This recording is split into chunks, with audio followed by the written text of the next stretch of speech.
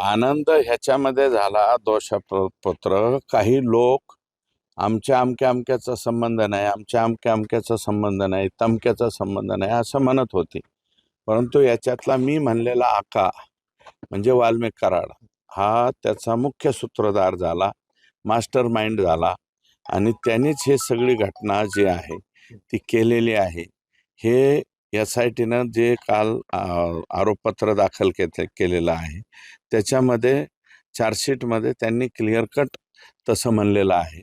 आणि एकूणच 90 दिवसाच्या आत हे चार्जशीट जे दाखल केलं त्याबद्दल गृहमंत्री आणि राज्याचे मुख्यमंत्री फडणवीस साहेब त्यांनी शुक्ला मॅडम, त्याच्यानंतर SIT नेमलेले जे बसवराज तेली साहेब, पाटील साहेब, त्यांचे गुजर साहेब आणि इतर सर्व त्यांचे सहकारी जे आहे ते सहकाऱ्यांचं मनापासून या ठिकाणी मी आभार मानणार आहे. आणि हे अजून आणखी याच्यामध्ये सप्लिमेंटरी चार्जशीट दाखल करण्याचा जो अधिकार आहे तो SITने अबाधित ठेवलेला आहे. त्याबद्दल सुद्धा मी SITचं मनापासून आभार मानेल.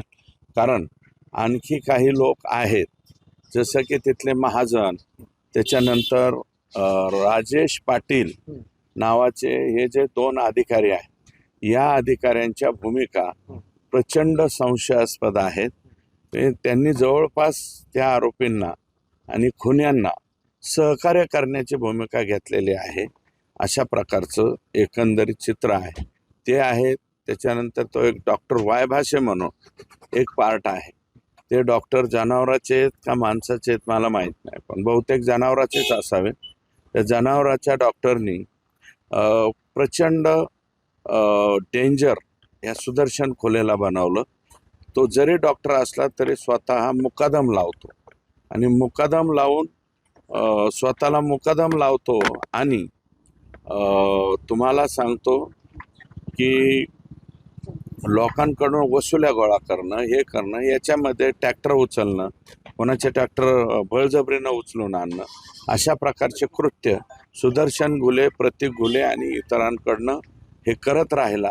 म्हणून त्या डॉक्टर वाय भाषेचा रोल काय हे सुद्धा आम्हाला या ठिकाणी सांगणं महत्त्वाचं त्या ठिकाणी ठरणार आहे.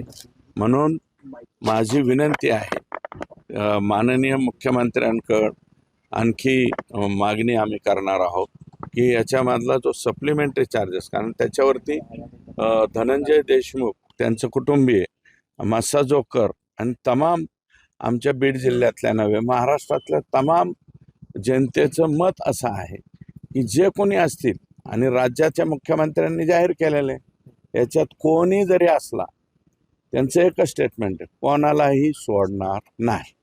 मग आता कोणालाही सोडणार नाही तर मग आमचं म्हणणं असे की सप्लिमेंटरी चार्जशीट करावं.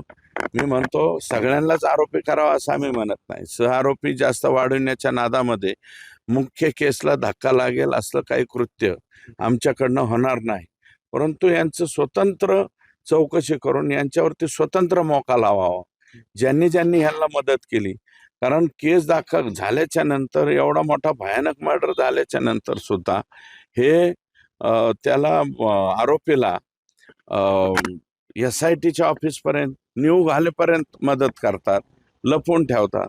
कोणी कोणी लपवून ठेवलं, कोणी कोणी पैसे दिले, कोणी कोणी यांना काय काय पुरवलं आणि आता जेलमध्ये सुद्धा पुरवतायत. या सगळ्यांच्या वरती स्वतंत्र जे आहे ते मोकाच्या अंतर्गत गुन्हा दाखल व्हावा, अशा प्रकारची सुद्धा मागणी मुख्यमंत्र्यांकडे आम्ही करणार आहोत.